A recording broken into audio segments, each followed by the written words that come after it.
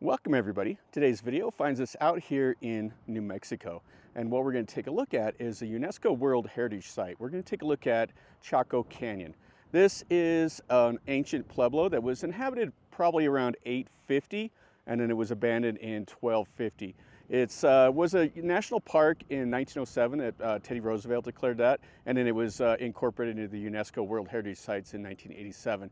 It's fantastic. They occupied this region from 850-ish up until about 1250, and then they abandoned it. They went to other places. So we're going to drive through here. We'll get our tickets to the park, and then we'll go out and look.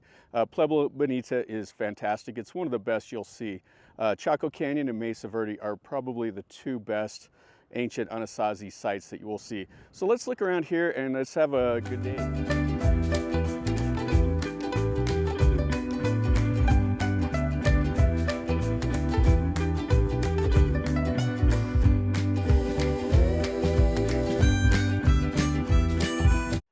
So this is the valley here. So the road comes in that way. It's about 15 miles of really terrible road. It's washboard and dirt and not too much fun. But once you get into the park, it's paved and really nice. And you can see this would have been the valley here. You can see the sandstone rock formations all around. And then the visitor center is right over here. And there's a small museum. It's $25 for a car. And then it's like $15 for a person to come in here and take a look.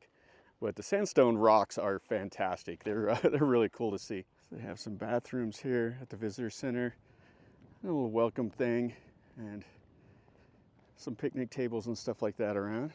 All right, so this is open until 5 every day. And so here's like a little gift shop where you buy your tickets, and then a little museum right here.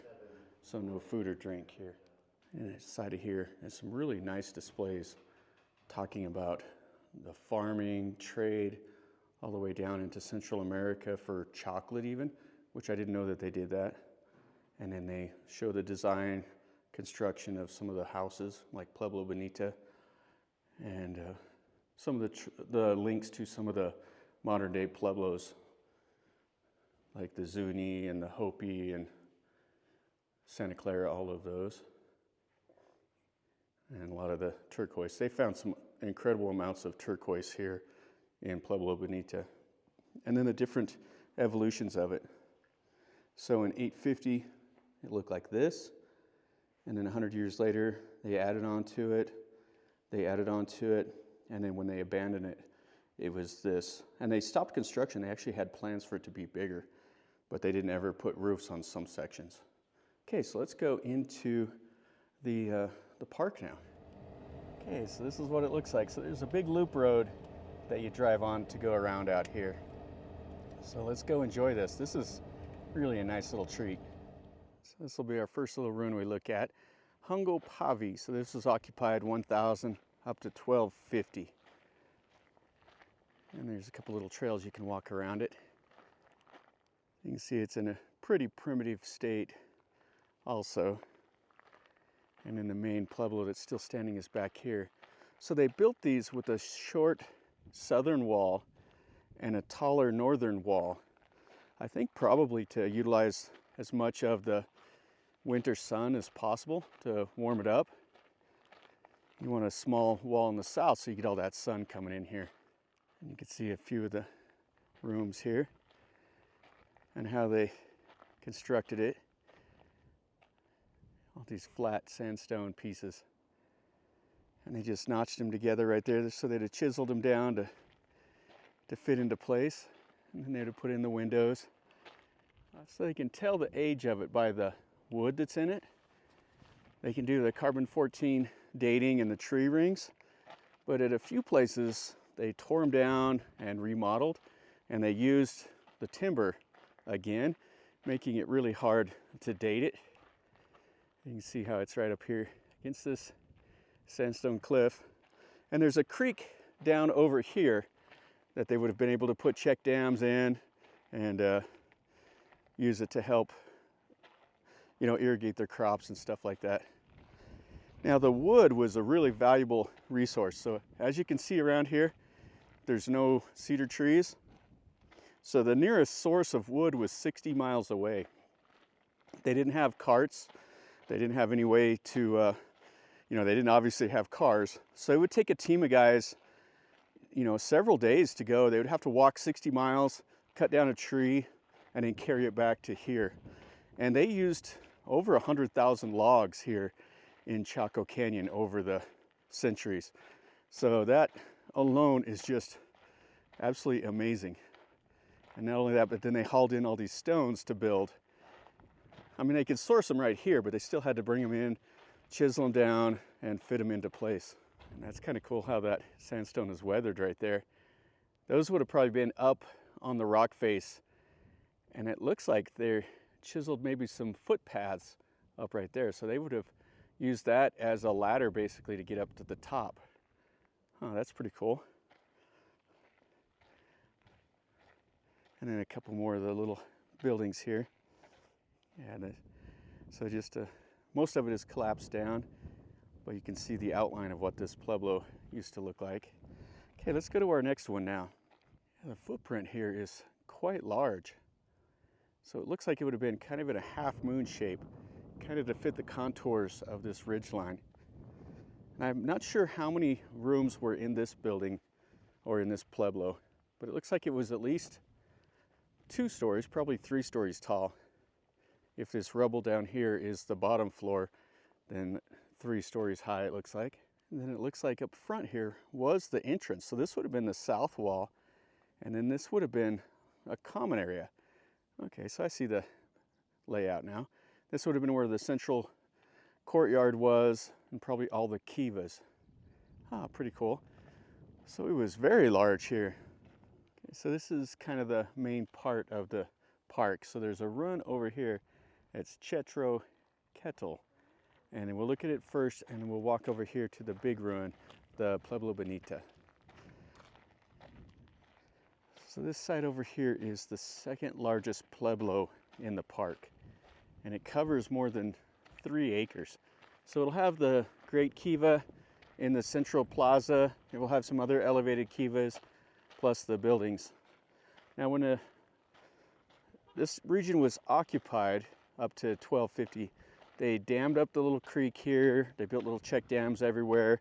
They even built roads. There's road systems that connect here to Aztec, Mesa Verde, other places.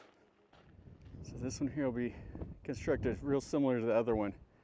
You can see the back, the northern wall, and then the houses, the common houses all came over here, and this would have been that central courtyard in the middle. And this is all just down into its primitive state. So you can see here, this is an above ground kiva here. And I have a matching one right over there. And they say that this central courtyard was elevated 12 feet up above the valley floor. Oh, this is really cool. Yeah, you can see how high it is here. So they hauled in those rocks, and then they filled in all the dirt and just built this humongous place. I mean, there's more of it way over there. Oh, this is really, really fantastic. So you just see how many thousands and thousands of pieces of sandstone they hauled in. This would have been an entryway into this room. And you see how they connect to everywhere else. They would have had some wood beams going across here. This is all part of the restoration where they put concrete in there.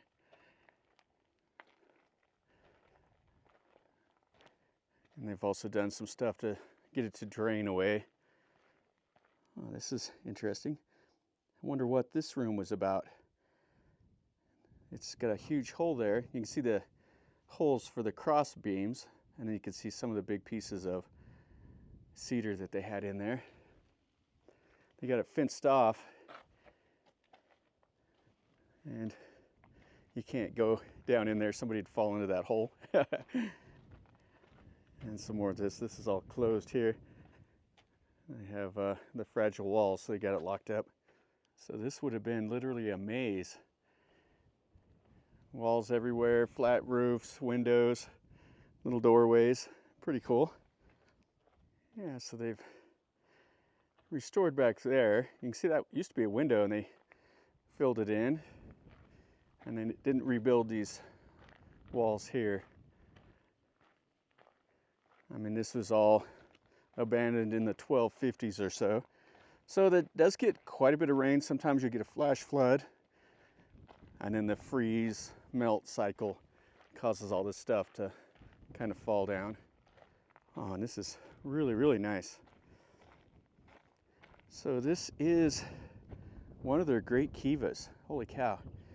So I think those symbols are like the winter and the summer man. And then they would have had the fire pit in the middle.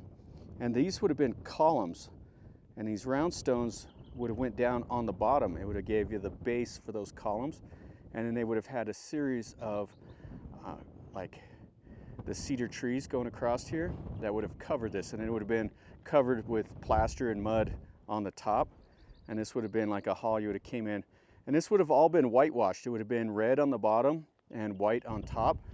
The Aztec kiva has been completely restored, and you get to see how they constructed it. Oh, it's really, really nice. Yeah, it's massive. It's like 35, 40 yards across. So here's the low south wall. So it's closed out there. They just want you to walk on the trail here. And the north wall is higher, the one in the back. And then some more rooms over here. And some of the smaller kivas. So you see those little ledges right there? That's where they would have started stacking the cedar trees. And they would have put together a little puzzle and built it up and eventually get it to where they could cover it. And then they would have came right down in the middle on a ladder. Another nice ruin that's over in Colorado is Lowry Ruins. And it has a really, really nice kiva. So you can see here, the wall's gone between them. The north-south walls are still there. Yeah, so the time period of this is basically, like if you want to think of it, you know, the time when they were building Angkor Wat, they were expanding these ruins here. A few more people in Angkor Thom area than there were here, and they get a lot more rain, so the rice sustained a much larger population. But these guys did pretty impressive work for the resources they had and the manpower. I just can't even get over how they would climb up these rock walls carrying your burden. If you had crops that you were bringing down, you would have made a basket and it probably had it strung, over your shoulder or around your head to climb up and down that rock face. And then going 60 miles one way to cut down a tree to bring back over here. All of that is fantastic.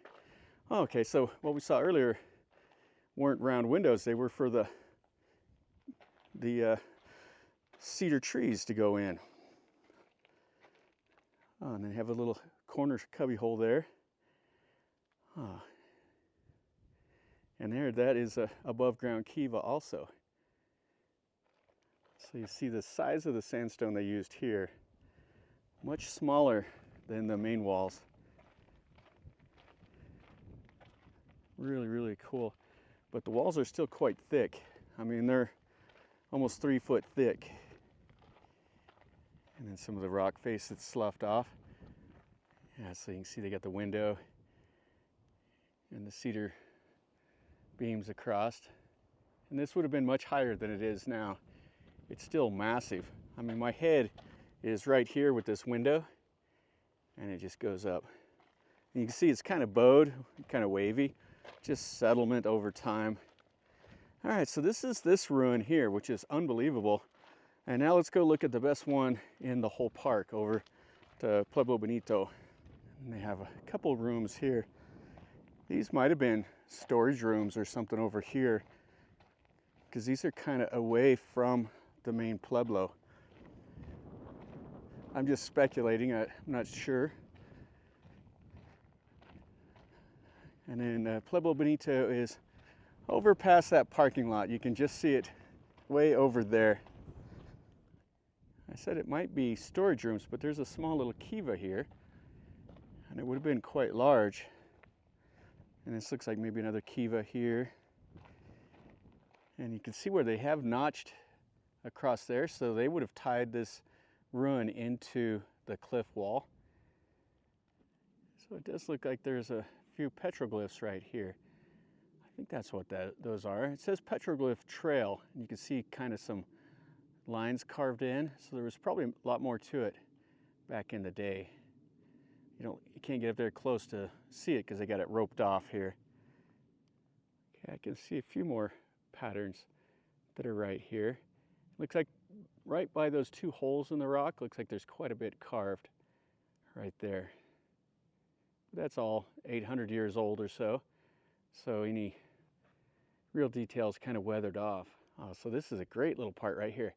So you can see quite a few of the little patterns, like the corn. You can see some people. And I'm not sure what the one, there's kind of like, it looks like a snake going left to right. And right below it is some people, and you can see some other figures, birds and stuff like that. Oh, that's really cool. But they got us, we're 15 yards away, so it's hard to get up there, but they got to protect him. Oh, and I see another figure right there also. It's really hard to see. There's like a little circle pattern right there. So I'm sure back when this was occupied, there was more stones here. A lot of them have sloughed off, plus the sandstone is weathered. But I bet you there was the whole wall between the two pueblos was probably just covered in petroglyphs. All right, let's finish our walk over to Pueblo Bonito now. All right, so here we go. So this one was occupied 850. It's just a 1250, but it was pretty much abandoned, I think, in the 1180s. But there were still some people that stayed here in this area.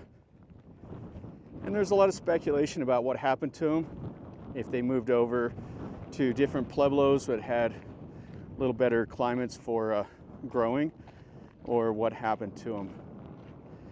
They migrated maybe up to Aztec or somewhere like that. So they even put a tree in the middle there. So this is the Great House.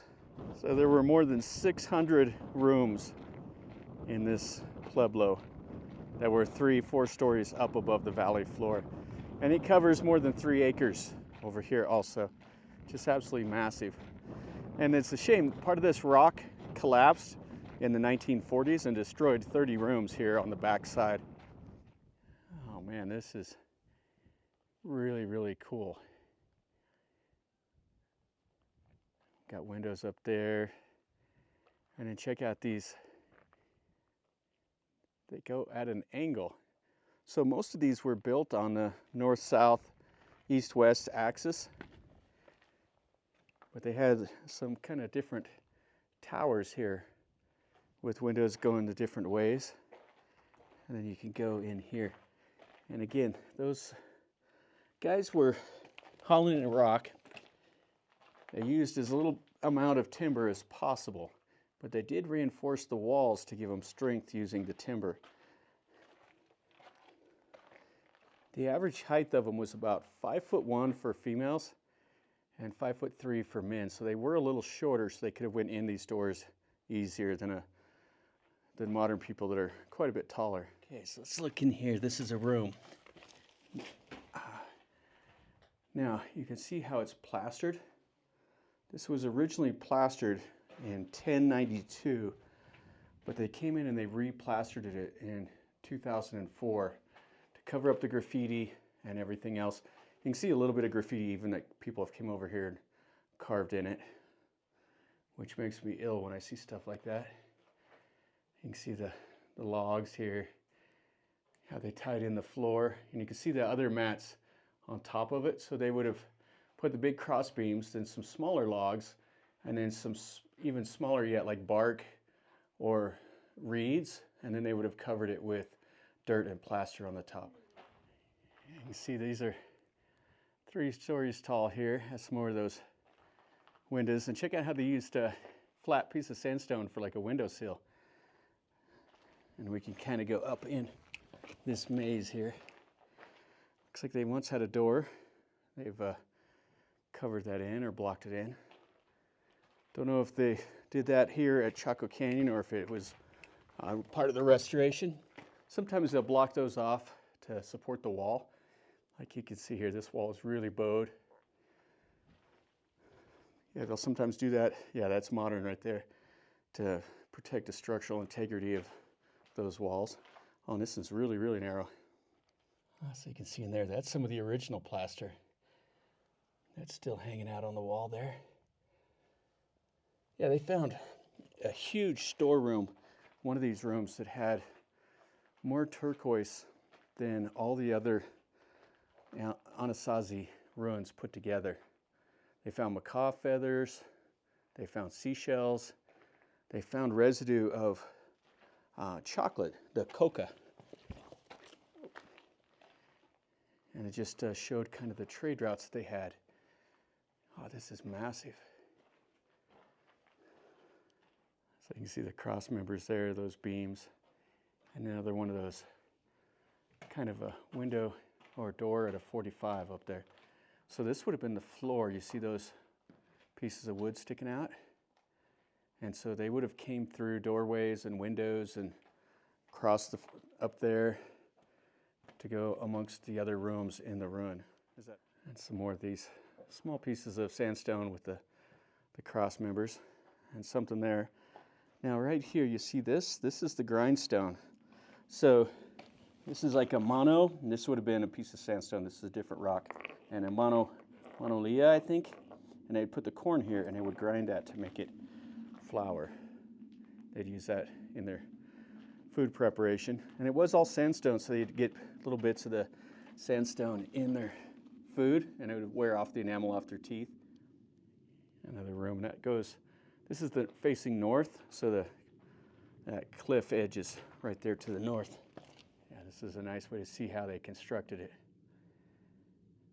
So you see they put the plaster right around those cedar branches, and they have the little holes. They stack the stones all around there too.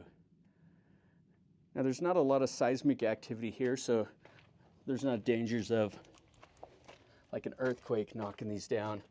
Like if you go to places like Myanmar, Taiwan, places like that, they get a lot more earthquakes that would knock these down. Okay, so we're out of the maze of the rooms. You can see those. And what we're doing is we're standing on an elevated platform here that has a lot of the kivas. So you see kivas kind of circle all around here. And then they have the huge center courtyard right here. And this right here is where that rock came down. So I was watching it for years and it finally just eroded and collapsed. There wasn't anything they could do about it. I mean, there's thousands of tons of stones there. So it destroyed 30 rooms on the back side. Check this out, this is fantastic. There, right in the middle, is like the ceremonial entrance. So it kind of restricted you down to where you could only come in from the south side right in the middle. So just imagine it, this would have all been whitewashed and painted white and red.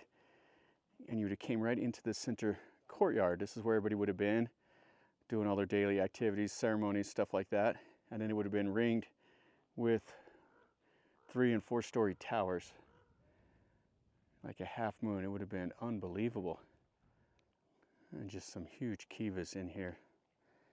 Now they've let the dirt fill back in here so you can't see the little benches and everything in the bottom of those. But they would have had the support columns, everything else, and would have been domed off on the top. And this one you can still see all of that. It has the little stone right there. That's the supapa. That's the hole in the ground that would have let the spirits come out. I think that's what they use those for.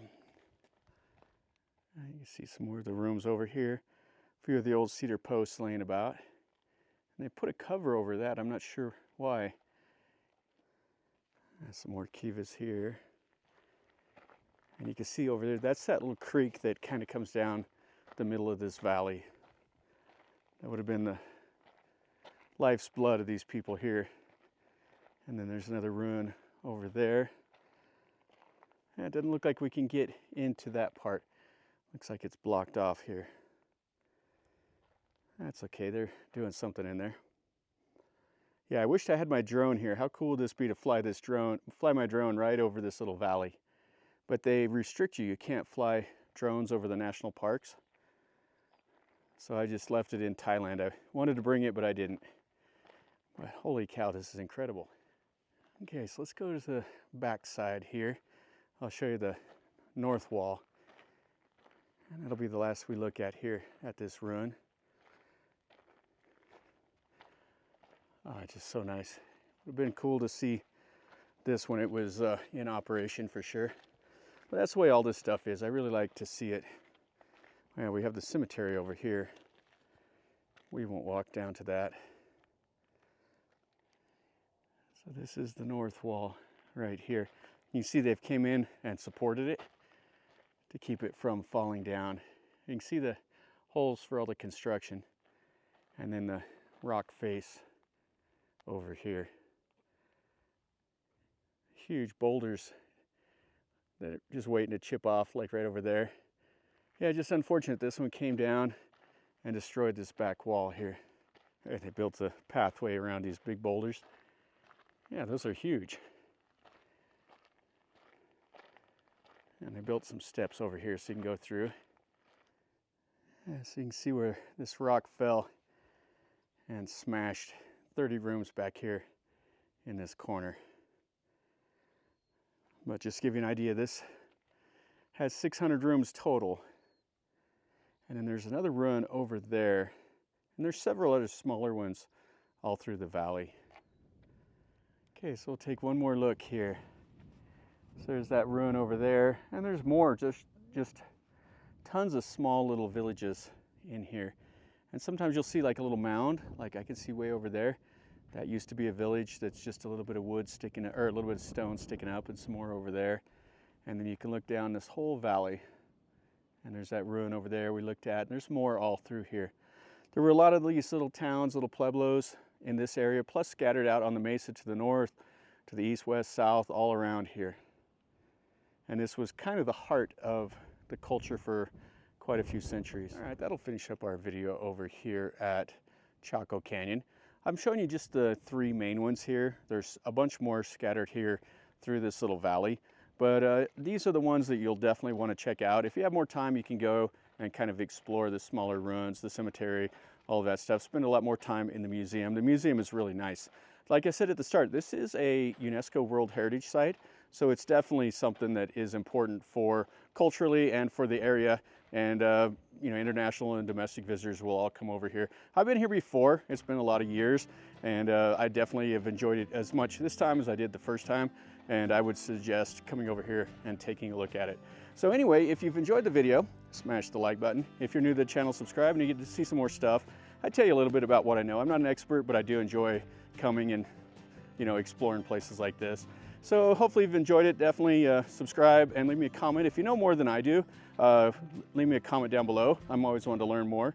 And until next time, from over here in Chaco Canyon in New Mexico, remember, life is a journey. So until next time, enjoy.